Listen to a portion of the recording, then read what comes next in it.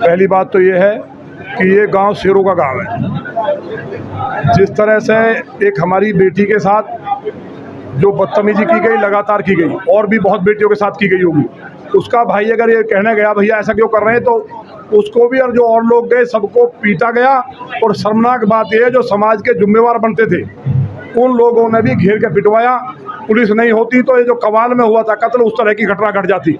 माने योगी जी की सरकार है, हमें उम्मीद है जो लोग साजिश करता है, अब से पहले जिन बेटियों के साथ घटनाएं हुई हैं, बहुत बातें हमें बताई हैं कि बहुत बेटियों के साथ प्रतिदिन होता है, ये 50 साल तक ना हो उसके लिए इनका एनकाउंटर जरूरी है।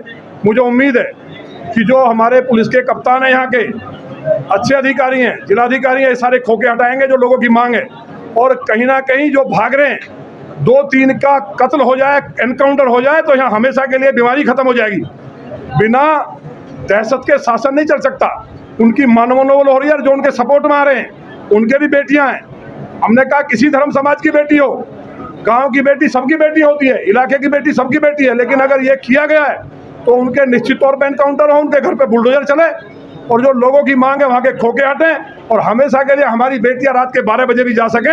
ये माननीय योगी जी की सरकार है, मेरी विधानसभा में इससे ज़्यादा रोहिंग्या, बांग्लादेशी और राक्षस रहते थे। ये आज किसी की औकात नहीं है एक बेटी को छू दे। एक घटना हुई, उसी घटना पे हमने इलाज करने का काम किया। मुझे उम्मीद है कि यहाँ के कप्तान बहादुर हैं, माननीय योगी जी की सरकार की मंशा के अनुसार निश्चित तौर पे एनकाउंटर करेंगे, जिससे कि हमें दोबारा यहाँ आना पड़े। एक किसान संगठन के लोगों ने यहाँ धरना प्रदर्शन भी किया है। वो कोई किसान संगठन नहीं है। देखिए, उनका तो टोल टैक्स बंद कर दो आप, कि टोल पे हरी टोपी वालों का टोल लिया जाएगा, सारे कल ही छोड़ देंगे। शर्मनाक बात नहीं है? एक बेटी के साथ हो गया, पुलिस कार्रवाई कर रही है, उसमें धरना करेंगे? पुलिस को उनको अरेस्ट कर लेना चाहिए। तब तक कौन सा संगठन हमें नहीं पता है, लेकिन जो फर्जी बने घूम रहे 50 संगठन। बाबा टिकैत एक किसान यूनियन के नेता थे, हमेशा अगर किसी बेटी के साथ हुआ तो उस सबके साथ खड़े हो जाते थे। बेटी किसी की हो, हिंदू मुसलमान की, सबकी बेटी एक जैसी है। और खास तौर से मेरे समाज के लोग, गुर्जर समाज के लोग, बेटियों के लिए आज नहीं है, हजारों साल से लड़ते आए हैं, और जिन्होंने बेटियों से दरिंदगी की है उनको ठीक करने का काम किया। मुझे उम्मीद है कि वो यूनियन के लोगों को बुद्धि आएगी, और अगर उनमें कोई दरिंदे भर्ती हैं, विकसित मानसिकता के भर्ती हैं, या उनमें वो बांग्लादेशी रोहिंग्याओं की भर्ती है, निश्चित तौर पर उनमें भर्ती होगी, तो वो उनको दबाव दे रहे होंगे, उकसा रहे होंगे। अगर कोई भी सनातन धर्म को मानने वाला है तो इस बात का समर्थन नहीं कर सकता।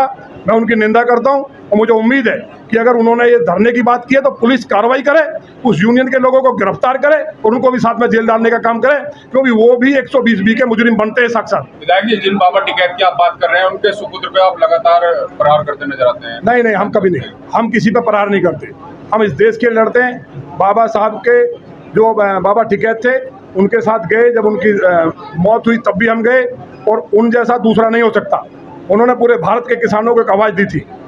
इस देश में सरदार पटेल के बाद राजेश पायलट जी, विजय सिंह पथिक जी और बाबा टिकैत, और उसके बाद अगर राजनाथ सिंह जी ने किसानों के लिए जो काम किया रहते हुए, और आज मोदी जी ने किसानों को, किसी ने एक फूटी चवन्नी नहीं दी। माने मोदी जी ने किसानों को उनके खाते में पैसे डालने से लेकर के, सोशल हेल्थ कार्ड से लेकर के क्रेडिट कार्ड, जितनी योजनाएं हैं, पेमेंट तक माने मोदी जी ने दिया है। इसे किसान नेता केवल ये है। बाकी अगर 370 का विरोध करते हो कोई, हम लोग बांग्लादेश बना देंगे, तिरंगा उतार लेंगे, ये बात कोई भी सभ्य आदमी, कोई समाज का आदमी, कहीं का भी आदमी, घर के बच्चे, परिवार के लोग भी, बलात्कार पर डॉक्टर के लिए बयान दे दिया। तो मेरा ये कहना आपके माध्यम से हाथ जोड़ के कि भगवान उन्हें सद्बुद्धि दे, और जो उनसे जुड़े हुए लोग हैं वो भी घर में बैठ के सोचें कि अगर उनकी बेटियों के साथ होता तो उनके ऊपर क्या बीतती। इस तरह हवा में बात नहीं करनी चाहिए, जिम्मेवारी से बात करनी चाहिए। कोई भी यूनियन है, वो यूनियन है, मैं तो पता नहीं कितनी यूनियन है, 20 यूनियन सुन लिया है मुजफ्फरनगर में। तो जो भी यूनियन के लोग कह रहे हैं, उनसे मेरा कहना है कि ठंडे दिमाग से सोचें, और इन राक्षसों के खिलाफ इंसाफ की लड़ाई में गाँव वालों के साथ खड़े हों।